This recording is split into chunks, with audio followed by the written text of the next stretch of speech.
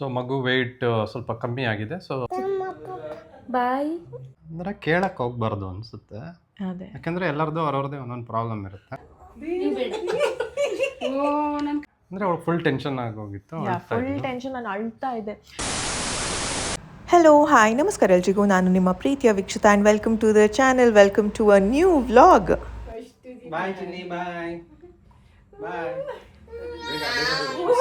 ಪಾಪು ಮಲಗಿದಾಗ ನಾವು ಮಲಗೋದು ಅಷ್ಟೇ. ಆ್ಯಂಡ್ ಸಂಜೆ ಹೊತ್ತಿಗೆ ಆದಿ ಸುಮು ಮುದ್ದುಗೌಡ ಬಂದರು.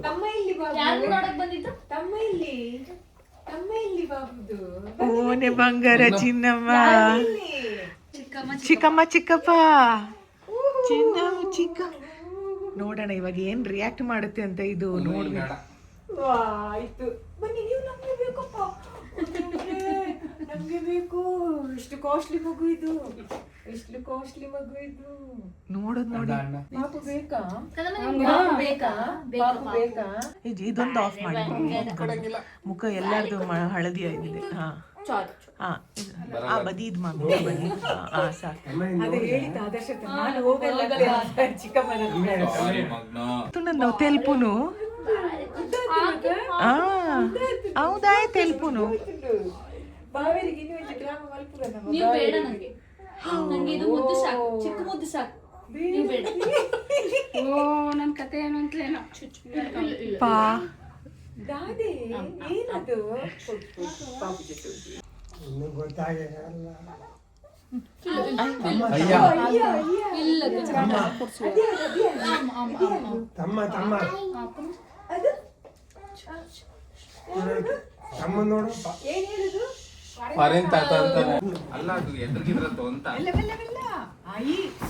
ಹುಟ್ಟಿದಾಗ 2-3 ಮಂತ್ಸ್ ಅಳೋದಾದ್ರೆ ದೊಡ್ಡವ್ರು ಆಗ್ತಾ ಆಗ್ತಾ ಅಲ್ಲಿ ಇಲ್ಲಿ ಹೋಗಿ ಎಲ್ಲ ಕ್ಯೂರಿಯಸ್ ಇಂದ ನೋಡೋದು. ಅಲ್ಲ ಅಲ್ಲ ಅಲ್ಲ ಅಲ್ಲ ಅಲ್ಲ ಅಲ್ಲ ಅಲ್ಲ ಅಲ್ಲ ಅಲ್ಲ ಅಲ್ಲ ಅಲ್ಲ ನಮ್ಮ ಭಾಷೆ ಕಲ್ತೀರಾ? ನಮ್ಮ ಭಾಷೆ ಕಲ್ತೀರಾ?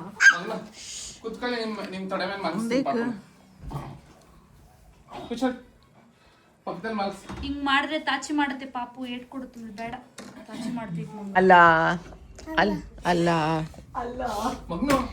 ಬೇರೆ ಇಬ್ಬಿಬ್ರು ಮಕ್ಳು. ಅದು ಪುಟ್ಟು ಮಗು, ಇದು ದೊಡ್ಡ ಮಗು. ಅದಕ್ಕೆ ಮುಟ್ಬೇಕು ಅನ್ನೋ ಆಸೆ, ಬಟ್ ಇಲ್ಲಿ ಭಯ ಎಲ್ಲರಿಗೂ. ಮಕ್ಳಿಗೆ ಗೊತ್ತಾಗಲ್ಲ ಅಂತ. ಏನ್ ನೋಡ್ತಿದ್ದೀರಾ? ಏನ್ ನೋಡ್ತಿದ್ದೀರಾ? ಪಾಪು ತೊಂದ್ರೆ ಕೊಡ್ಬಾರ್ದು, ಡಿಸ್ಟರ್ಬ್ ಮಾಡ್ಬಾರ್ದು. ತಮ್ಮ ಪಾಪು.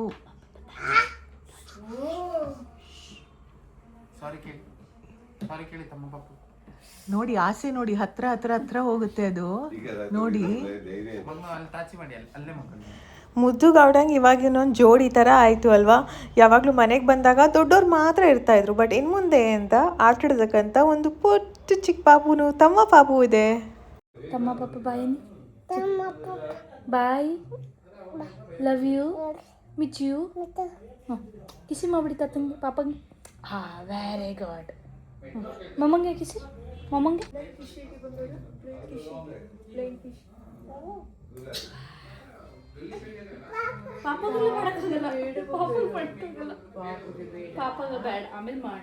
Hello hi. ಈಗ ಗಂಟೆ 4:15 ಆಯಿತು. ಟೀ ಎಲ್ಲ ಕುಡ್ದಾಯ್ತು.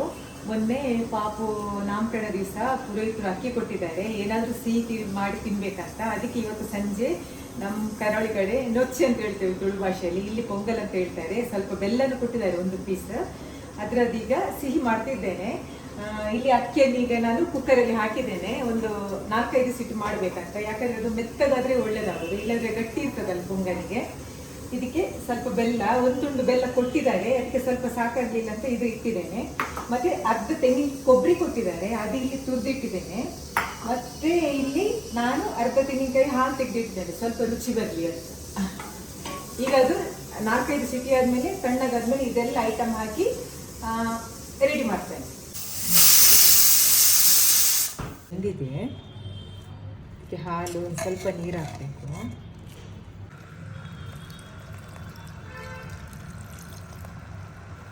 ಅದೀಗ ಸ್ವಲ್ಪ ಕುದಿ ಬಂದಮೇಲೆ ಬೆಲ್ಲ ಮತ್ತು ಇದು ಹಾಕಿ, ಏಲಕ್ಕಿ ಪೌಡ್ರ್ ಹಾಕಿ, ಕಡೆಗೆ ಗೋಡಂಬಿ ಸ್ವಲ್ಪ ತುಪ್ಪದಲ್ಲಿ ಫ್ರೈ ಮಾಡಿದ್ದೇನೆ. ಗೋಡಂಬಿ ರುಚಿಗೋಸ್ಕರ ಅಷ್ಟೇ ಹಾಕ್ತೇನೆ. ಅಲ್ಲಿ ಪೊಂಗಲ್ ರೆಡಿ. ಬೆಲ್ಲ ಒಂದು ತುಂಡು ಹಾಕಿದ್ದೇನೆ, ಸ್ವಲ್ಪ ಬೇಕಾದರೆ ಹಾಕ್ಬೋದು, ಮತ್ತು ನೋಡಿ ಹಾಕು ಎಷ್ಟು ಬೇಕು.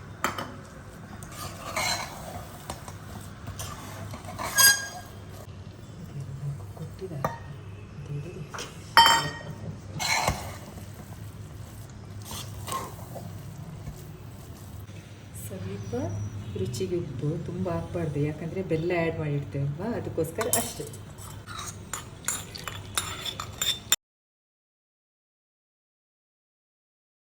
ಇದೀಗ ರೆಡಿ ಆಗಿದೆ. ಸ್ವಲ್ಪ ಏಲಕ್ಕಿ ಪೌಡರ್ ಹಾಕ್ತೇನೆ ಫ್ಲೇವರ್. ಪೊಂಗಲ್ ರೆಡಿ. ಇದನ್ನು ಸಂಜೆ ಕಾಫಿ ಟೀ ಟೈಮ್ಗೆ ಎಲ್ಲರೂ ತಿಂದು ಎಂಜಾಯ್ ಮಾಡೋದು. ಇವಾಗ ಮೋಸ್ಟ್ ಇಂಪಾರ್ಟೆಂಟ್ ವಿಷಯ ನಿಮ್ಮ ಜೊತೆ ಹಂಚ್ಕೊಳ್ಳೇಬೇಕು. ನ್ಯೂ ಪೇರೆಂಟ್ಸ್, ನಂತರ ಹೊಸ ತಾಯಂದರು ಅಥವಾ ಇವಾಗ ಪ್ರೆಗ್ನೆಂಟ್ ಇದ್ದು ನೆಕ್ಸ್ಟ್ ಡೆಲಿವರಿ ಆಗೋರಿಗೆ ತುಂಬ ಹೆಲ್ಪ್ ಆಗುತ್ತೆ. ಬಿಕಾಸ್ ನಾವೆಲ್ಲ ಅಂದ್ಕೊಂಡಿರ್ತೀವಿ ಡೆಲಿವರಿ ಆದಮೇಲೆ ಎಲ್ಲ ಪರ್ಫೆಕ್ಟ್ ಆಗಿರುತ್ತೆ ಅಂತ, ಬಟ್ ಇಲ್ಲ, ಕಲಿಯೋದು ತುಂಬಾ ಇರುತ್ತೆ ಅಂತ ಒಂದು ವಿಚಾರ ಇವತ್ತು ಶೇರ್ ಮಾಡ್ತಾ ಇದ್ದೀನಿ. ಒಂದು ಪ್ರಶ್ನೆ ಕೇಳ್ತೀನಿ, ಆನೆಸ್ಟಾಗಿ ಉತ್ತರ ಹೇಳಬೇಕು. ಮಗು ಆದಮೇಲೆ ಎಲ್ಲ ಆಗುತ್ತೆ, ಸೆಟ್ಲಿನ್ ಆಗ್ತೀವಿ, ಮನೆಗೆ ಬರ್ತೀವಿ, ಆಮೇಲೆ ಎಲ್ಲರೂ ಕೇಳುವಂಥ ಪ್ರಶ್ನೆ ಏನು, ಅಥವಾ ತುಂಬ ಜನ ಈ ಪ್ರಶ್ನೆನ ಕೇಳ್ತಾರೆ ಅವ್ರ ಮನೆಯಲ್ಲಿ, ಏನದು? ಹಾಲು ಚೆನ್ನಾಗಿ ಬರ್ತಾ ಇದೆಯಾ? ಈ ಕ್ವಶನ್ ನಿಮ್ಗೆ ಏನು ಅನಿಸುತ್ತೆ? ಅಂದರೆ ಕೇಳಕ್ಕೆ ಹೋಗ್ಬಾರ್ದು ಅನಿಸುತ್ತೆ. ಅದೇ, ಯಾಕೆಂದರೆ ಎಲ್ಲರದ್ದು ಅವ್ರವ್ರದ್ದೇ ಒಂದೊಂದು ಪ್ರಾಬ್ಲಮ್ ಇರುತ್ತೆ. ನಾರ್ಮಲ್ ಇದ್ದರೆ ಏನಿಲ್ಲ, ಓಕೆ.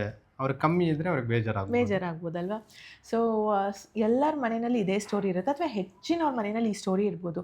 ಹಾಲು ಸಾಕಾಗ್ತಾ ಇದೆಯಾ, ಹಾಲು ಬರ್ತಾ ಇದೆಯಾ, ಮಗು ಹಾಲು ಕುಡಿತಾ ಇದೆಯಾ, ಏನಕ್ಕೆ ಮಗು ಅಳ್ತಾ ಇದೆ ಅಂತ. ಸೊ ನನ್ನ ರಿಯಲ್ ಸ್ಟೋರಿನ ನಿಮ್ಮ ಜೊತೆ ಶೇರ್ ಮಾಡಬೇಕು. ಖಂಡಿತವಾಗ್ಲೂ ಇಟ್ ವಾಸಂಟ್ ಈಸಿ. ನನ್ನ ಸ್ಟೋರಿ ಡೆಲಿವರಿ ಆಯಿತು, ಎಲ್ಲ ಆಯಿತು, ಇನ್ನು ಪಾಪು ನನ್ನ ಪಕ್ಕ ಮಲಗಿಸಿದ್ದಾರೆ, ಹಾಲು ಕೊಡಿ ಅಂತ ಹೇಳಿದ್ರು. That was my first feed. ನಾನು ಹಾಲಲ್ಲಿ ಬರ್ತಾನೆ ಇಲ್ಲ, ಏನು ಕತೆ ಅಂತ ಅಂದ್ಕೊಂಡಿದ್ದೆ. ಅವರು ಸ್ಕ್ವೀಸ್ ಮಾಡ್ತಾರೆ ಆಮೇಲೆ, ಬಿಕಾಸ್ ಜಸ್ಟ್ ದ ಬಿಗಿನಿಂಗ್ ಅಲ್ವಾ, ಬರುತ್ತೆ, ಈ ಥರನೇ ಬರೋದು ಅಂದರೆ ಸರಿ ಓಕೆ, ಸಾಕಾಗುತ್ತೆ, 5 ml ಸಾಕಾಗುತ್ತೆ ಹುಟ್ಟಿರೋ ಮಗುಗೆ ಅಂದಿದ್ರು. ಆಮೇಲೆ ಏನಾಯಿತು ನಮ್ಮ ಸ್ಟೋರಿ? ನೆಕ್ಸ್ಟ್ ಡೇ ಆಮೇಲೆ ವೆಯ್ಟ್ ಲಾಸ್ ಆಗುತ್ತೆ ಅಂದಿದ್ರು. ಮಗು ಹುಟ್ಟಿರೋ ವೆಯ್ಟ್ಗೂ, ಫಾರ್ ಎಕ್ಸಾಂಪಲ್ ಇವಾಗ ಅಂದ್ಕೊಳ್ಳಿ ನಿಮ್ಮ ಮಗು 5 kg ಇದೆ, 5 kg ವೆರಿ ರೇರ್ ಇರೋದು, ಅಂದ್ಕೊಳ್ಳಿ 5 kgs ಇದೆ, ಎಷ್ಟು ವೆಯ್ಟ್ ಕಮ್ಮಿ ಆಗಬೇಕು? ವೆಯ್ಟು ಫಸ್ಟ್ ವೀಕ್ 10 ಡೇಸಲ್ಲಿ ಅಪ್ ಟು 10%. ಅಂದರೆ 5 kg ಅಂದರೆ 500 ಗ್ರಾಮ್, 4 kg ಆದರೆ 400 ಗ್ರಾಮ್, ಆ ಥರ 3 kg ಇದ್ದರೆ 300 ಗ್ರಾಮ್ವರೆಗೂ ಡ್ರಾಪ್ ಆಗಬೇಕು. ಆ್ಯಂಡ್ ನಮ್ಮ ಪಾಪು ವೆಯ್ಟ್ ಸ್ವಲ್ಪ ಜಾಸ್ತಿನೇ ಕಮ್ಮಿ ಆಗ್ತೈತೆ, ಬೇಗ ಕಮ್ಮಿ ಆಗ್ತೈತಲ್ಲ. ಕರೆಕ್ಟಾಗಿ ಅಂದರೆ 10% ಕಮ್ಮಿ ಆಯಿತು, ಆದರೆ 3 ದಿನಕ್ಕೆ ಆಗೋಯ್ತು. ಎಕ್ಸಾಕ್ಟ್ಲಿ 10% ಎಷ್ಟು ದಿನಕ್ಕೆ ಆಗಬೇಕು? 1 ವೀಕ್, 1 ವೀಕ್ ಅಷ್ಟರಲ್ಲಿ ಆಗುತ್ತೆ. ಅದು 2-3 ದಿನಕ್ಕೆ ಅಷ್ಟು 10% ಡ್ರಾಪ್ ಆಯಿತು. ಸೊ ವಿಚ್ ಇಸ್ ವೈ ಅವ್ರು ಟೆಸ್ಟ್ ಮಾಡಿದ್ರು, ಹೆಂಗಿದೆ milk supply, what is the issue ಅಂತೆಲ್ಲ ಅಲ್ಲ. ಬಿಕಾಸ್ ಅಷ್ಟು ಡ್ರಾಪ್ ಆಗಬಾರ್ದಲ್ಲ, ಮಗುನು ಹೆಲ್ದಿ ಆಗಿರಬೇಕು ಅನ್ನೋದು ಅವ್ರ ಯೋಚನೆ. ಪ್ರಯಾರಿಟಿ ಏನು ಡಾಕ್ಟರ್ಸ್ ಅವ್ರಿಗೆ? ತಾಯಿ ಹೆಲ್ದಿ ಆಗಿರಬೇಕು, ಮಗುನು ಹೆಲ್ದಿ ಆಗಿರಬೇಕು ಅನ್ನೋದಲ್ವಾ. ಸೊ ಇವಾಗ ವೆಯ್ಟ್ ಕಮ್ಮಿ ಆಗ್ತಾ ಇದೆ, ಸೊ ಏನು ಮಾಡ್ಬೋದು ಅದಕ್ಕೆ, ಅದನ್ನು ಯೋಚನೆ ಮಾಡಿ ಹೇಳ್ತಾರೆ ಆಯಿತಾ. ಆ್ಯಂಡ್ ಅವ್ರು ಏನು ಹೇಳಿದ್ರು? ಸೊ ಮಗು ವೆಯ್ಟ್ ಸ್ವಲ್ಪ ಕಮ್ಮಿ ಆಗಿದೆ, ಸೊ ಫಾರ್ಮುಲಾ ಮಿಲ್ಕ್ ಕೊಡೋಣ ಅಂತ ಹೇಳಿದ್ರು. That was a big disappointment ನನಗೆ. ನಾನೇನು ಮಾಡಿದೆ ಆ ಟೈಮ್ನಲ್ಲಿ? ಅಂದರೆ ಅವಳು ಫುಲ್ ಟೆನ್ಷನ್ ಆಗೋಗಿತ್ತು. ಫುಲ್ ಟೆನ್ಷನ್, ನಾನು ಅಳ್ತಾ ಇದ್ದೆ. ಫಾರ್ಮುಲಾ ಎಲ್ಲ ಕೊಡಬೇಕು ಅಂದಾಗ ನಾನು ಇನ್ನೇನು ಮಾಡೋದು, ದೆರ್ ಇಸ್ ನೋ ಆಪ್ಷನ್ ಅಂತ ಸುಮ್ಮನಾದೆ. ಬಟ್ ದ ಫಸ್ಟ್ ಟೈಮ್ ಅವ್ರ ಮಗುಗೆ ಫಾರ್ಮುಲಾ ಕೊಟ್ಟಾಗ ನನ್ನ ಬೆಳಲ್ಲ ಗಂಗಾ ಯಮುನ ಬಂತು, ನನಗೆ ಫುಲ್ ಬೇಜಾರೇ ಆಗೋಯಿತು, ಸಿಕ್ಕಾಪಡೆ ಸ್ಟ್ರೆಸ್ಸಲ್ಲಿದೆ. ಬಟ್ ಅವಾಗ ನರ್ಸ್ ಬಂದು ಏನಂದರು, ಅವಾಗ ಹೇಳಿದ್ರು ಅಲ್ಲಿ 7 ಜನ, ಆ ಫ್ಲೋರಲ್ಲಿ 7 ಜನ ಇದ್ದಾರೆ ತಾಯಿಯಂದರು, ಅದರಲ್ಲಿ 5 ಜನಕ್ಕೆ ಬರ್ತಾ ಇಲ್ಲ ಮಿಲ್ಕು. ಅದು ಕಾಮನ್ನು. 1-2 ವೀಕ್ಸ್ ಅಷ್ಟರಲ್ಲಿ ಎಲ್ಲರಿಗೂ, ಮೆಜಾರಿಟಿ ಎಲ್ಲರಿಗೂ ಚೆನ್ನಾಗೇ ಬರುತ್ತೆ. ಅದು ವೆರಿ ಕಾಮನ್ನು, ಅದ್ರ ಬಗ್ಗೆ ಜಾಸ್ತಿ ಯೋಚನೆ ಮಾಡಬಾರ್ದು ಅಂತ ಹಂಗಂದ್ರು. ಬಟ್ ಅಂದ್ರೂ ನನಗೆ ಫಸ್ಟ್ ಟೈಮ್ ಎಕ್ಸ್ಪೀರಿಯನ್ಸ್. ಇವ್ರು ನನ್ನ ಕಂಫರ್ಟ್ ಮಾಡೋದಕ್ಕಂತ ಇದ್ದಾರಾ ಅಥವಾ ನಿಜವಾಗ್ಲೂ ಹಿಂಗೇನಾ ಅಂತ ಗೊತ್ತಿಲ್ಲ ಅಲ್ವಾ. ಆಮೇಲೆ ಮನೆಗೆ ಬಂದ್ವಿ. ಸೊ ಹಾಗಾಗಿ ಪಾಪುನ ಕರ್ಕೊಂಡು ಬರೋ ದಿನಾನು, ಪ್ರತಿ ಒಂದು ದಿನಾನು ನನಗೆ ಫುಲ್ ಟೆನ್ಷನ್, ಬೇಜಾರು, ಏನಪ್ಪ ಈ ಥರ ಇದೆ ಅಂತ. ಸೊ ಹಾಗಾಗಿ ನನಗೇನು ಬೇಡ, ಯಾರೂ ಬೇಡ, ನನಗೆ ಫುಲ್ ಅಪ್ಸೆಟ್ ಆಗಿದೆ. ನಾನು ಲಾಡ್ ಆಫ್ ಎಮೋಷನ್ಸ್, ಅಳ್ತಾನೇ ಇದೆ ನಾನು. ಎವ್ರಿ ಡೇ ವಾಸ್ ಕ್ರೈಯಿಂಗ್ ಅಲ್ವಾ. ಮನೆಗೆ ಬಂದ್ರು it was lot of crying, ತುಂಬ ಎಮೋಷ್ನಲ್ ಆಗಿದೆ ನಾನು. ಎಲ್ಲರಿಗೂ ಬರ್ತಾ ಇದೆ, ನಾನು ಯಾರೂ ಕೇಳಲಿಲ್ಲ ನಮ್ಮ ಫ್ಯಾಮ್ಲಿಗೆ ಏನೋ ಮಿಲ್ಕ್ ಸಪ್ಲೈ ಬರದೇ ಇರೋದು, ಇದೇನಕ್ಕೆ ನನಗೆ ಹಿಂಗಾಯಿತು ಅಂತ. ಸೊ ಹಾಗೆಲ್ಲ ಇತ್ತು. But thankfully this person stood strong.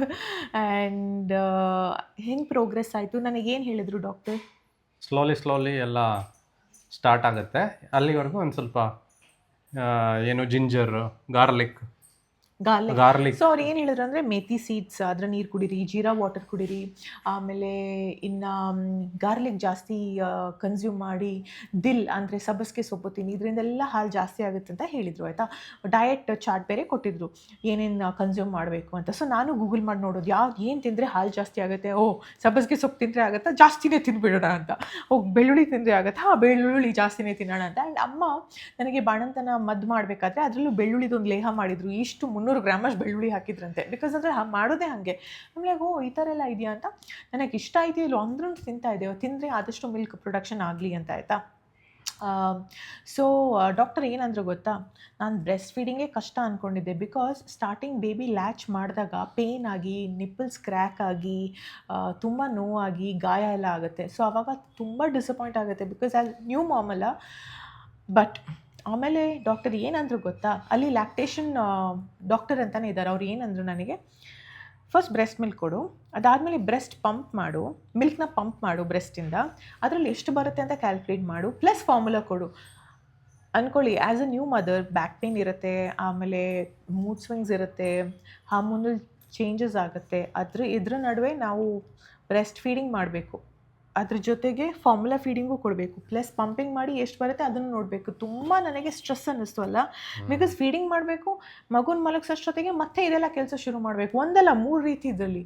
So ನನಗೆ ಯಾಕಪ್ಪ ಹಿಂಗಾಯಿತು ಅಂತ tension. It was really bad. But ಹಠ ಮಾಡಿ ಪಂಪ್ ಮಾಡ್ತಾನೆ ಇದ್ನಲ್ಲ ಅವಾಗವಾಗ, ಎಷ್ಟು ಪ್ರೋಗ್ರೆಸ್ ಇದೆ ಅಂತ ಟ್ರ್ಯಾಕ್ ಮಾಡೋದಕ್ಕೆ. ಹೆಂಗಿತ್ತು ಪ್ರೋಗ್ರೆಸ್? ಆಮೇಲೆ ಅದೇ ನಿಧಾನಕ್ಕೆ ಸ್ವಲ್ಪನೇ ಸ್ಟಾರ್ಟ್ ಆಯಿತು, ನಿಧಾನಕ್ಕೆ ಸ್ವಲ್ಪನೇ ಇಂಪ್ರೂವ್ಮೆಂಟ್ ಆಯಿತು. ಈ ವಿಡಿಯೋ ಏನಕ್ಕೆ ಮಾಡ್ತಾ ಇದ್ದೀನಿ ಅಂದರೆ, ಸೊ ದಟ್ ನೀವು ನೆಕ್ಸ್ಟ್ ಏನಾದರೂ ಡೆಲಿವರಿ ಆಗೋದಿದ್ರೆ ಅಥವಾ ನ್ಯೂ ಮಾಮ್ ಆಗಿದ್ದಲ್ಲಿ ನಿಮಗೂ ಗೊತ್ತಾಗಲಿ ಅಂತ. ನಾಟ್ ಟು ಪ್ಯಾನಿಕ್, ಬಿಕಾಸ್ ನನ್ನ ಅನುಭವ ನಿಮ್ಮ ಜೊತೆ ಶೇರ್ ಮಾಡ್ತಾ ಇದ್ದೀನಿ. ದಿಸ್ ಇಸ್ ವೆರಿ ಕಾಮನ್ ಅಂತೆ. So milk production slowly improvement ಆಗುತ್ತೆ. ಹಾಗಂತ ಪ್ರತಿಯೊಬ್ಬರಿಗೂ ಆಗುತ್ತೆ ಅಂತ ಇಲ್ಲ, ಕೆಲವೊಬ್ರಿಗೆ ಆಗೋದೇ ಇಲ್ಲ ಅಲ್ಲ. ಕೆಲವ್ರಿಗೆ ಸ್ವಲ್ಪ ಕಮ್ಮಿನೇ ಇರುತ್ತೆ, ಬಟ್ ಮೆಜಾರಿಟಿ ಎಲ್ಲರಿಗೂ ರಿಕವರಿ ಆಗುತ್ತೆ. ಒಂದು 2 ವೀಕ್ಸ್ ಅಷ್ಟೊತ್ತಿಗೆ ಚೆನ್ನಾಗಿ ಬರುತ್ತೆ ಮೆಜಾರಿಟಿ. ಬಟ್ ಹಂಗಂತ ಯಾರಿಗಾಗಿಲ್ಲ ಅವ್ರೇನು ಬೇಜಾರು ಮಾಡ್ಕೊಡೋದೇನಿಲ್ಲ. ಎಷ್ಟು ಬರುತ್ತೆ ಎಷ್ಟು ಕೊಡಬೇಕು, ಉಳಿದಿದ್ದು ಫಾರ್ಮುಲಾ ಫೀಡ್ ಅದು ಕೊಡಬೇಕು. ಆ್ಯಂಡ್ ತುಂಬ ಜನ ತಾಯಂದ್ರು ಇವಾಗ ಕಾಂಬಿನೇಷನ್ ಫೀಡಿಂಗು ಮಾಡ್ತಾರೆ. ಅಂದರೆ breast milk feeding plus formula feeding. ಮಗು ಹೊಟ್ಟೆ ತುಂಬಬೇಕಷ್ಟೇ. ಬ್ರೆಸ್ಟ್ ಮಿಲ್ಕ್ ಅಡ್ವಾಂಟೇಜ್ ಏನು, ಆ್ಯಂಟಿಬಾಡೀಸ್ ಇರುತ್ತೆ, ಗಟ್ ಇಂಪ್ರೂವ್ಮೆಂಟ್ ಆಗುತ್ತೆ, ಆ್ಯಂಡ್ ಪಾಪುಗೆ ಒಳ್ಳೆ ಇಮ್ಯುನಿಟಿ ಬರುತ್ತೆ. ಆ್ಯಂಡ್ ಇದಿಷ್ಟು ಪ್ಲಸ್ ಪಾಯಿಂಟ್ಸ್ ಆಗುತ್ತೆ ನಾವು ಬ್ರೆಸ್ಟ್ ಮಿಲ್ಕ್ ಕೊಟ್ಟಾಗ. ಆ್ಯಂಡ್ ತಾಯಿ ಮಗು ಬಾಂಡಿಂಗ್ ಇನ್ನೂ ಹೆಚ್ಚಾಗುತ್ತೆ. ಬಟ್ ಇವಾಗ ಹಾಲೇ ಬರ್ತಾ ಇಲ್ಲ ಅಂದರೆ ಏನು ಮಾಡೋಣ? ಇಟ್ಸ್ ಓಕೆ, ಪಾಪು ಹೆಲ್ದಿ ಆಗಿದೆಯಾ, ಪಾಪು ಊಟ ಆದರೂ ಹೋಗ್ತಾ ಇದೆಯಾ, that is important. Survival, sugar levels ಎಲ್ಲ ಡ್ರಾಪ್ ಆಗಬಾರ್ದಲ್ವ. ಸೊ ಅದ್ರ ಮೇಲೆ ಫೋಕಸ್ ಮಾಡಬೇಕಾಗುತ್ತೆ. So formula is also okay. ನಾನು ಎಷ್ಟು ವಾರ ಫಾರ್ಮುಲಾ ಕೊಟ್ಟಿದ್ದೀನಿ? ಒಂದು 10 days. ಓಕೆ, 10 days ಕೊಟ್ಟಿದ್ದೀನಿ. ಮೋಸ್ಟ್ ಇಂಪಾರ್ಟೆಂಟ್ ಥಿಂಗ್, ನಾವು ಎಷ್ಟು ಸ್ಟ್ರೆಸ್ ಮಾಡ್ಕೋತೀವೋ ಅಷ್ಟು ಡಿಲೇ ಆಗುತ್ತೆ ಆಯಿತಾ ಬ್ರೆಸ್ಟ್ ಮಿಲ್ಕ್ ಬರೋದಕ್ಕೆ. ಹಾಗಂತ ನಾನು ಸ್ಟ್ರೆಸ್ ಮಾಡದೇ ಇರಲಿಲ್ಲ, ನನಗೆ ತುಂಬ ಸ್ಟ್ರೆಸ್ ಇತ್ತು, ತುಂಬ ಟೆನ್ಷನ್ ಆಗಿದ್ಲು. ತುಂಬ. ಬಟ್ ಅದೇ ಎಲ್ಲರೂ ಅಂದರೆ ಮಾಡ್ಕೋಬಾರ್ದು. ಅಂದರೆ ತುಂಬ ಜನಕ್ಕೆ ಆಗುತ್ತೆ ಆ ಥರ. ನಿಧಾನಕ್ಕೆ ಇಂಪ್ರೂವ್ಮೆಂಟ್ ಆಗುತ್ತೆ ಮೆಜಾರಿಟಿ. ಅಕಸ್ಮಾತ್ ಆಗಿಲ್ಲ ಅಂದರೆ ಎಷ್ಟು ಬರುತ್ತೆ ಅಷ್ಟು ಕೊಡಬೇಕು, ಪ್ಲಸ್ ಫಾರ್ಮುಲಾ ಕೊಡಬೇಕು ಅಷ್ಟೇ. ನನಗೆ 2 ಡೇಸಲ್ಲೇ ಮನೆಗೆ ಬಂದಿದ್ದರು ಮಸಾಜ್ ಮಾಡೋದಕ್ಕೆ ಆಯಿತಾ. ಬ್ಯಾಕ್ ಪೇನ್ ಇತ್ತು, ಪೋಸ್ಟ್ ಪಾರ್ಟಮ್ ಮಸಾಜ್ ಅಂತ ನಾನು ಸ್ಟಾರ್ಟ್ ಮಾಡ್ಕೊಂಡಿದ್ದೆ. ಅವ್ರಿಗೂ ಹೇಳಿದ್ದೆ ಈ ಸ್ಟೋರಿ. ಅವ್ರು ಹೇಳಿದ್ರು, ನೀವೇನಕ್ಕೆ ಟೆನ್ಷನ್ ಮಾಡ್ತೀರಾ, ಇನ್ನೂ ಒಂದು 10 ದಿನದಲ್ಲಿ ನಿಮಗೆ ಬೇಡ ಅಂದ್ರೂ ಮಿಲ್ಕ್ ಸಪ್ಲೈ ಬಂದೇ ಬರುತ್ತೆ ಅಂದರು. ಸೊ ಇವಾಗ ಮತ್ತೆ ಅವ್ರು ಬಂದಾಗ ಅವ್ರು ಹೇಳಿದ್ರು, ಬಂತಾ, ಫುಲ್ ಖುಷಿ. ಆಯ್ಸದ್ ಎಸ್, ನೀವು ಮಾತ್ರ ಖುಷಿ ಪಡ್ತಾ ಇದ್ದೀರಾ. ಕೆಲವೊಬ್ರಿಗೆ ಇವಾಗ ಫಾರ್ಮುಲಾ ಫೀಡಿಂಗೇ ಈಸಿ ಅಂತ ಅದನ್ನೇ ಮಾಡ್ತಾರೆ ಬ್ರೆಸ್ಟ್ ಫೀಡಿಂಗ್ ಬದಲು ಅಂತ ಅಂದರು. ಬಟ್ ನಮ್ಮ ಕಂಫರ್ಟ್. ನನಗೆ ಬ್ರೆಸ್ಟ್ ಫೀಡಿಂಗ್ ಮಾಡಬೇಕು ಅನ್ನೋದು ತುಂಬ ಆಸೆ ಇತ್ತು. And I am very grateful ಆಯಿತಾ. ಸುಮಾರು ಜನ ಈ ವಿಷಯದ ಬಗ್ಗೆ ಮಾತಾಡಲ್ಲ, ಬಿಕಾಸ್ ಮುಜುಗರ ಇರುತ್ತೆ, ಏನು ಅನ್ಕೋತಾರೆ, ಓ ಹಾಲಿಲ್ವಾ ಅಂತೆಲ್ಲ ಬರುತ್ತೆ ಕಮೆಂಟ್ಸ್ ಅಂತ. ಬಟ್ ನಾಟ್ ಟು ವರಿ ಅಲ್ವಾ. ಹಾಲು ಚೆನ್ನಾಗಿ ಬರ್ತಿದ್ರೆ ಬ್ರೆಸ್ಟ್ ಫೀಡಿಂಗೇ ಮಾಡಬೇಕು ಆದಷ್ಟು. ಬರ್ತಾ ಇಲ್ಲ ಅಂದರೆ ಫಾರ್ಮುಲಾ ಕೊಡಬೇಕು. ಡಾಕ್ಟರ್ಸ್ ಹೇಳ್ತಾರೆ ಆನ್ ಪ್ರಯಾರಿಟಿ. ಅವ್ರು ಹೇಳೋದಿದೆ, ಬ್ರೆಸ್ಟ್ ಫೀಡಿಂಗ್ ಅವೇರ್ನೆಸ್ ವೀಕ್ ಕೂಡ ಮಾಡ್ತೀವಿ ನಾವು, ಬಿಕಾಸ್ ಬ್ರೆಸ್ಟ್ ಫೀಡಿಂಗ್ ತುಂಬ ಒಳ್ಳೆಯದು ಮಗುಗೆ. ಕೆಲವು ತಾಯಂದರು ಮಾಡಲ್ಲ ಇದನ್ನು, ಬಿಕಾಸ್ ಕೆಲ್ಸಕ್ಕೆ ಹೋಗೋ ಒತ್ತಡ ಇರ್ಬೋದು, ಇನ್ನೇನಾದರೂ ಇರ್ಬೋದು ಅಂತ, ಅಥವಾ ಅವ್ರದ್ದೇ ಪ್ರಿಫರೆನ್ಸಸ್ ಇರ್ಬೋದು ಫಾರ್ಮುಲಾ ಕೊಡೋಣ ಅಂತ, ಬಿಕಾಸ್ ಅವ್ರಿಗೆ ನೋವಾಗ್ಬೋದು ಅಥವಾ ಮ್ಯಾನೇಜ್ ಮಾಡೋದಕ್ಕಾಗದೇ ಇರ್ಬೋದು. ಸೊ ಡಾಕ್ಟರ್ಸ್ ಹೇಳೋದು, ನಿಮಗಾದರೆ breast feeding is the best thing to give your baby ಅಂತೆ, ಮಾಡಲೇಬೇಕು ಅಂತಾರೆ. ಆಗಲ್ಲ, ಆಪ್ಷನ್ನೇ ಇಲ್ಲ, ಇನ್ನೇನು ಮಾಡೋದು ಅಂದಾಗ you can go to formula feeding. And pumping ಮಾಡೋದ್ರಿಂದ ಏನು ಅಡ್ವಾಂಟೇಜ್ ಇದೆ ಅಂದರೆ, ನಿಮಗೆ ಗೊತ್ತಾಗುತ್ತೆ ಎಷ್ಟು ಸಪ್ಲೈ ಬರ್ತಾ ಇದೆ ಆ್ಯಕ್ಚುಲಿ. ಸೊ ಸ್ಟಾರ್ಟಿಂಗ್ ನಂಗೆ ಏನು ಅನ್ನಿಸ್ತಾ ಇತ್ತು, ಓ ಪಾಪು ಇಷ್ಟು ಬೇಕಾಗುತ್ತೆ, ಬಟ್ ನನ್ನ ಹತ್ರ ಬರ್ತಾ ಇರೋದು ಇಷ್ಟೇ, ಅದು ಹೆಂಗಪ್ಪ ಅಷ್ಟು ರೇಸ್ ಆಗುತ್ತೆ, ಹಾಗೆಲ್ಲ ನಿಮಗೆ ಪ್ರಶ್ನೆ ಮಾಡ್ತಾ ಇದ್ನಲ್ಲ. ನಾನು ಪ್ರತಿದಿನ ಕೂತು ಗೂಗಲ್ ಮಾಡೋದು. ನಾನು ಗೂಗಲ್ ಮಾಡದೇ ಇರೋ ಟೈಮೇ ಇಲ್ಲ. ಓಕೆ, ಇದು ಯಾಕೆ ಆಗ್ತಾ ಇದೆ, ಇಷ್ಟು ಬರ್ತಾ ಇದೆ, ಇಲ್ಲಿಂದ ಇಷ್ಟು ಜಾಸ್ತಿ ಯಾವಾಗ ಆಗುತ್ತೆ, ಎಷ್ಟು ಪ್ರಶ್ನೆಗಳನ್ನ ನಾನು ನೋಡ್ತಾ ಇದ್ದೆ. ಫಸ್ಟ್ ಅದೇ ತುಂಬ ಟೆನ್ಷನ್ ತೊಗೊಂಡಿದ್ದೆ. ಆಮೇಲೆ 2 ವಾರ ಅಷ್ಟೊತ್ತಿಗೆ ಬೇಕಾದಷ್ಟು ಬರೋಕ್ಕೆ ಸ್ಟಾರ್ಟ್ ಆಯಿತು. ಸೊ ಆ ಥರ. Most important, as a dad ನಿಮ್ಗೆ ಹೇಗೆ ಅನ್ನಿಸ್ತು ಈ ಫೇಸ್? ಬಿಕಾಸ್ ನಾನು ಒಬ್ಬಳೇ ಅಲ್ಲ, ನನ್ನ ಜೊತೆ ನೀವು ಇದ್ರಿ ಅಲ್ವಾ. ನನಗೆ ತುಂಬ ಇರಿಟೇಷನ್ ಆಗ್ತಾಯಿತ್ತು. ನಿಮಗೆ ಹೇಗೆ ಅನ್ನಿಸ್ತಾ ಇತ್ತು ಪಾಪುನ ನೋಡಿ, ನನ್ನನ್ನು ನೋಡಿ ಆ ಸಿಚುವೇಶನಲ್ಲಿ? ನನಗೇನೆಂದರೆ, ಓಕೆ ಎಷ್ಟು ಬರುತ್ತೆ ಅಷ್ಟು ಬರಲಿ, ಉಳಿದಿದ್ದು ಫಾರ್ಮುಲಾ ಕೊಡೋಣ, ಅದು ಮಗುಗೇನು ಅಂಥ ಪ್ರಾಬ್ಲಮ್ ಆಗಲ್ಲ. ಬಟ್ ನನಗೆ ಟೆನ್ಷನ್ ಆಗಿದ್ದು, ನೀನೇ ಎಷ್ಟೊಂದು ಟೆನ್ಷನ್ ಮಾಡ್ಕೊಂಡಿದ್ಯಾ. ಆಮೇಲೆ ಯಾರಾದರೂ ಫಾರ್ಮುಲಾ ಫೀಡಿಂಗ್ ಮಾಡಬೇಕಾದ್ರೆ ಯಾರಾದರೂ ನೋಡಿದ್ರೆ ಫಾರ್ಮುಲಾ ಕೊಡ್ತಾ ಇದ್ದೀರಾ ಬರ್ತಾ ಇಲ್ವಾ ಅಂತ ಎಲ್ಲ ಕೆಲವರು ಇಮಿಟೇಟ್ ಸುಮ್ಮನೆ ಅವರು ಬೇಜಾರು ಮಾಡ್ತಾರೆ. ಅದನ್ನೆಲ್ಲ ಆಗುತ್ತಲ್ಲ ಅಂತ ನಂಗೆ ಬೇಜಾರಾಗಿತ್ತು ಅವಾಗ. ಬಟ್ ಹೋಗ್ತಾ ಹೋಗ್ತಾ ಚೆನ್ನಾಗಿ ಬಂತು, ಆಮೇಲೆ ಖುಷಿ ಆಯಿತು. Yeah, so this is a message that ಯಾರೂ ಕೇಳಕ್ಕೆ ಹೋಗಬೇಡಿ ಆಯಿತಾ. ತಾಯಂದ್ರಿಗೆ ಹಾಲು ಬರ್ತಾ ಇದೆಯಾ, ತಾಯಂದ್ರಿಗೂ ಗೊತ್ತು ಅವ್ರ ಮಕ್ಳಿಗೆ ಎಷ್ಟು ಹಾಲು ಕೊಡಬೇಕಾ ಬೇಡವಾ, ಹೊಟ್ಟೆ ಹಶ್ವಾಗೋ ತನಕ ಬಿಡೋದೇ ಇಲ್ಲ, ಅಥವಾ ಹೊಟ್ಟೆ ಹಶ್ವಾಗಲಿ ಅಂತ ಹಾಗೆ ಮಗುನ ಬಿಡಲ್ಲ ನಾವು. ನಮಗೆ ಗೊತ್ತು ಎಷ್ಟು ಕೊಡಬೇಕು ಎಷ್ಟು ಕೊಡಬಾರ್ದು. ತಂದೆ ತಾಯಿ ಅವರಷ್ಟೇ ನೋಡಬೇಕು. ಅಂದರೆ ಎಷ್ಟು ಬರ್ತಾ ಇದೆ, ಸಾಕಾಗ್ತಾ ಇದೆಯಾ, ಮಗುಗೆ ಸಾಕಾಗ್ತಾ ಇಲ್ಲ ಅಂದರೆ ಫಾರ್ಮುಲಾ ಕುಡಿಬೇಕು. ಯಾಕಂದರೆ ಮಗು ಹೊಟ್ಟೆ ತುಂಬಬೇಕು, ಅದಕ್ಕೆ ವೆಯ್ಟಿಗೆ ಏನಾಗಬೇಕು ಅದು ಇಂಪಾರ್ಟೆಂಟು. ಹಾಲು ಬರ್ತಾ ಇದೆಯಾ ಬರ್ತಾ ಇಲ್ವಾ ಅದು ಸೆಕೆಂಡ್ರಿ. ಬಟ್ ಜನಗಳು ಅದನ್ನು ಎಲ್ಲರೂ ಬೇರೆ ಯಾರನ್ನೋ ಹೋಗಿ ಸಡನ್ನಾಗಿ ಹಾಲು ಬರ್ತಿದ್ಯಾ ಹಂಗೆಲ್ಲ ಕೇಳಬಾರ್ದು. ಆ ಥರ ಬೇಜಾರು ಮಾಡೋ ಥರ ಅದು ತುಂಬಾ ಬೇಜಾರಾಗೋಗುತ್ತೆ. ಸೊ ಅಂಥ ಪ್ರಶ್ನೆಗಳನ್ನ ಅವಾಯ್ಡ್ ಮಾಡಿ ಅಂತ. ಸೊ ಏನೇನು ಫುಡ್ ಐಟಮ್ಸ್ ತಿಂದರೆ ಮಿಲ್ಕ್ ಪ್ರೊಡಕ್ಷನ್ಗೆ ಹೆಲ್ಪ್ ಆಗುತ್ತೆ ಅಂತ ಇಲ್ಲಿ ಹಾಕಿರ್ತೀನಿ ಸ್ಕ್ರೀನಲ್ಲಿ, ನೀವು ಅದನ್ನು ನೋಡ್ಕೋಬೋದು ಆಯಿತಾ. ಇದನ್ನು ತಗೊಂಡಿದ ತಕ್ಷಣ ಮಿಲ್ಕ್ ಸಪ್ಲೈ ಡಬಲ್ ಆಗುತ್ತೆ, ಅದರಿಂದನೇ ಜಾಸ್ತಿ ಆಗುತ್ತೆ ಅಂತ 100% ಹೇಳೋಕ್ಕಾಗಲ್ಲ ಅಲ್ವಾ. ಅದು ಸ್ವಲ್ಪ ಸ್ಟಿಮ್ಯುಲೇಟ್ ಮಾಡುತ್ತೆ ಕೆಲವೊಂದು ಫುಡ್ಡು. ಮತ್ತು ಕೆಲವೊಂದು ಕ್ಯಾಪ್ಸೂಲ್ಸು ಇದೆ, ಲ್ಯಾಕ್ಟೇರ್ ಕ್ಯಾಪ್ಸೂಲ್ಸ್ ಅಂತ ಕೊಡ್ತಾರೆ, ಅದು ಹರ್ಬಲ್ ಅದು. ಆ ಥರ ಸ್ವಲ್ಪ ಸ್ಟಿಮ್ಯುಲೇಟ್ ಆಗುತ್ತೆ ಅದು ಮಿಲ್ಕ್ ಪ್ರೊಡಕ್ಷನ್. ಇನ್ಫ್ಯಾಕ್ಟ್ ಹಾಸ್ಪಿಟ್ಲಲ್ಲೂ ನೀವು ಡಾಕ್ಟರ್ಸ್ನ ಕನ್ಸಲ್ಟ್ ಮಾಡಿದ್ರೆ ಅವ್ರು ಕೆಲವೊಂದು ಟ್ಯಾಬ್ಲೆಟ್ಸ್ ಹೇಳ್ತಾರೆ ಯಾವ್ದು ಹೆಲ್ಪ್ ಮಾಡುತ್ತೆ, ಹಾಗಂತ ಆ ಟ್ಯಾಬ್ಲೆಟ್ ತೊಗೊಂಡಿದ ತಕ್ಷಣ ಮಿಲ್ಕ್ ಸಪ್ಲೈ ಬರುತ್ತೆ ಅಂತೆಲ್ಲ ಸ್ಟಿಮ್ಯುಲೇಟ್ ಮಾಡುತ್ತೆ ಅಷ್ಟೇ. ನಾವು ಕನ್ಸ್ಯೂಮ್ ಮಾಡೋ ಫುಡ್ ಇಂಪಾರ್ಟೆಂಟ್ ಆಗುತ್ತೆ, ಯಾವ್ಯಾವ ಫುಡ್ ತಗೊಂಡ್ರೆ ಹೈಡ್ರೇಷನ್ ಇಂಪಾರ್ಟೆಂಟ್ ಆಗುತ್ತೆ, ತುಂಬಾ ಇಂಪಾರ್ಟೆಂಟ್ ಆಗುತ್ತೆ. ಇನ್ನೊಂದು ಬಿಲೀಫ್ ಇದೆ, ಚೆನ್ನಾಗಿ ಹಾಲು ಕುಡಿದ್ರೆ ನಾವು ಚೆನ್ನಾಗಿ ಹಾಲು ಬರುತ್ತೆ ಅಂತ. That is absolutely wrong. ನೀವು ಚೆನ್ನಾಗಿ ನೀರು ಕುಡಿದ್ರೆ, ನೀವು ಹೈಡ್ರೇಟ್ ಆಗಿದ್ರೆ ಚೆನ್ನಾಗಿ ಹಾಲು ಬರುತ್ತೆ. And this is through personal experience. And ಈ ಟೈಮ್ನಲ್ಲಿ ನಮಗೆ ಅನಿಸುತ್ತೆ ಮಿನಿಮಮ್ 3 to 3.5 ಲೀಟರ್ಸ್ ಹಾಲೆಲ್ಲ ನೀರು ಕುಡಿಲೇಬೇಕು ಅಂತ ಅನಿಸುತ್ತೆ. ಸೊ ಬಿಕಾಸ್ ಅಷ್ಟು ಕ್ಯಾಲರೀಸ್ ಬರ್ನ್ ಆಗುತ್ತೆ ಅಲ್ವಾ, ಅಷ್ಟು ಹಂಗರ್ ಇರುತ್ತೆ, ಅಷ್ಟು ಥರ್ಸ್ಟ್ ಇರುತ್ತೆ. ಸೊ ಕುಡಿಬೇಕು ಅಂತ ನಮಗೆ ಅನಿಸುತ್ತೆ. So you hydrate yourself well and definite ಆಗಿ ಪಾಸಿಟಿವ್ ರಿಸಲ್ಟ್ಸ್ನ ನೋಡ್ತೀರಾ. ನಿಮಗೂ ಇಂಥ ಎಕ್ಸ್ಪೀರಿಯನ್ಸ್ ಆಗಿದ್ರೆ ಕಾಮೆಂಟ್ ಸೆಕ್ಷನಲ್ಲಿ ತಿಳಿಸಿ ಆಯಿತಾ. ಮತ್ತು ಇನ್ನೊಂದು ಏನಂದರೆ ಟೆನ್ಷನ್ ಜಾಸ್ತಿ ತೊಗೋಬಾರ್ದು. ತುಂಬ ಟೆನ್ಷನ್ ಅಂದರೆ ಇದು ಆಕ್ಸಿಟೋಸಿನ್ನು ಹ್ಯಾಪಿ ಹಾರ್ಮೋನ್. ನಾವು ಖುಷಿಯಾಗಿದ್ದಷ್ಟು ಅದು ಚೆನ್ನಾಗಿ ರಿಲೀಸ್ ಆಗುತ್ತೆ. ಅದು ಚೆನ್ನಾಗಿ ರಿಲೀಸ್ ಆದಷ್ಟು ಹಾಲು ಜಾಸ್ತಿ ಬರುತ್ತೆ. ಕರೆಕ್ಟ್. ತುಂಬ ಜಾಸ್ತಿ ಟೆನ್ಷನ್ ತೊಗೊಂಡ್ರೆ ಅದು ಕಮ್ಮಿ ಆಗುತ್ತೆ. ಎಸ್. ಹುಟ್ಟಿದಾಗ ಡಾಕ್ಟರ್ ನನಗೆ ನ್ಯೂನಾಟಲಾಜಿಸ್ಟ್ ಟೀಮಿಂದ ಬಂದಿದ್ದಲ್ವಾ, ಸೆಕೆಂಡ್ ಫ್ಲೋರಲ್ಲಿ ವಾರ್ಡಲ್ಲಿ ಇರಬೇಕಾದ್ರೆ ಆ ಡಾಕ್ಟರ್ ಬಂದು ಹೇಳಿದರು ಆಕ್ಸಿಟೋಸಿನ್ ಬಗ್ಗೆ ಅಲ್ವಾ. ಹ್ಯಾಪಿ ಹಾರ್ಮೋನ್ಸ್ ರಿಲೀಸ್ ಆಗುತ್ತೆ, ಪಾಪು ಆಲ್ಸೋ ವಿಲ್ ಬಿ ಹ್ಯಾಪಿ ಅಂತೆ ಅಲ್ವಾ. ಬಟ್ ಟ್ರಸ್ಟ್ ಮೀ, ಆ 1 week I was not happy. ನಾನು ಖುಷಿಯಲ್ಲೇ ಇಲ್ಲ, ನನಗೆ ಟೆನ್ಷನ್, ನನಗೆ ಬೇಜಾರು, ನನಗೆ ಬರೀ ಅಳು ಆಗ್ತಾಯಿತ್ತು ಅಲ್ವಾ. ಒಂದು ಹಾರ್ಮೋನಲ್ ಚೇಂಜಸಿಂದ, ಎರಡನೇದು ಈ ವಿಷಯದಿಂದ ಟೆನ್ಷನ್ ಇತ್ತು. ಸೊ ಹಾಗಾಗಿ ನನಗೆ ಯಾರೂ ಬೇಡ, ನನ್ನ ಸುತ್ತಮುತ್ತ ನನಗೆ ಯಾರೂ ಬೇಡ ಅಂತ ಅನ್ನಿಸ್ತಾ ಇತ್ತಲ್ಲ. ಆ್ಯಂಡ್ ನನಗೂ ಯೋಚನೆ ಬಂದಿತ್ತು, ನಾನು ಈ ಥರ ಸ್ಟ್ರೆಸ್ ಇದೆ, ನನ್ನ ಮಗುಗೂ ಸ್ಟ್ರೆಸ್ ಆಗುತ್ತೆ, what is the whole point. But ಏನೂ ಮಾಡೋಕ್ಕಾಗಲ್ಲ, ನನ್ನ ಪ್ರಯಾರಿಟಿ ಇದ್ದಿದ್ದು ನಾನು ಚೆನ್ನಾಗಿರಬೇಕು. If I am good then ಪಾಪು ಚೆನ್ನಾಗಿರೋದಕ್ಕೆ ಸಾಧ್ಯ ಅಂತ. So we try doing day by day improvement ಆದಂಗೆ ನಾವು we are happy and we are progressing ಅಲ್ವಾ. ಆ ಒಂದು ವಾರದಿಂದ ಎಲ್ಲ ಡಿಫ್ರೆನ್ಸ್ ಆಗುತ್ತೆ ಅಂತ ಹೇಳೋಕ್ಕಾಗಲ್ಲ, ರೈಟ್. ಬಿಕಾಸ್ ನಾನು ಹ್ಯಾಪಿ ಆಗಿರಲಿಲ್ಲ, ಪಾಪುಗೂ ಫುಲ್ ಸ್ಟ್ರೆಸ್ ಆಗಿದೆ. ನೋ, ಇವಾಗ ಹ್ಯಾಪಿ ಆಗಿದ್ದೀನಾ, ಇವಾಗ ವಿ ಆರ್ ಡೂಯಿಂಗ್ ಬೆಟರಾ, ಎಲ್ಲ ಕೌಂಟ್ ಆಗುತ್ತೆ ಅಲ್ಲ.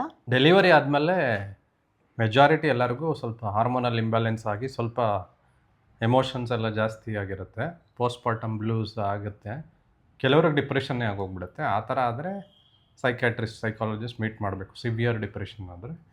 ಬಟ್ ತುಂಬ ಜನಕ್ಕೆ ಹಾರ್ಮೋನಲ್ ಫ್ಲಕ್ಚುಯೇಷನ್ ಆಗಿ ತುಂಬ ಸ್ವಲ್ಪ ಎಮೋಷ್ನಲ್ ಆಗಿರ್ತಾರೆ ಫಸ್ಟ್ ಆಫ್ಟರ್ ಡೆಲಿವರಿ. ಯಾ.